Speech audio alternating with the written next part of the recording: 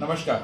श्री पार्श्व कॉम्प्युटराइज consulting homeopathy क्लिनिकच्या 10व्या भागात आपलं स्वागत आहे. तसं की आपण मागच्या वेळेला बोललो की बदललेलं राहणीमान, जीवनमान आणि खानपान याच्यामुळे आपण अनेक आजारांना आमंत्रण देतो.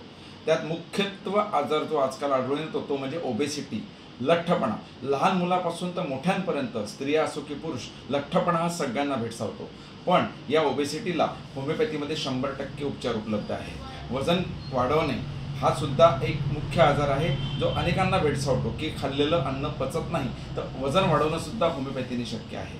त्याच्यानंतर आपण बोलूया थायरॉइड सुद्धा 100% होमिओपॅथीने बरा होतो.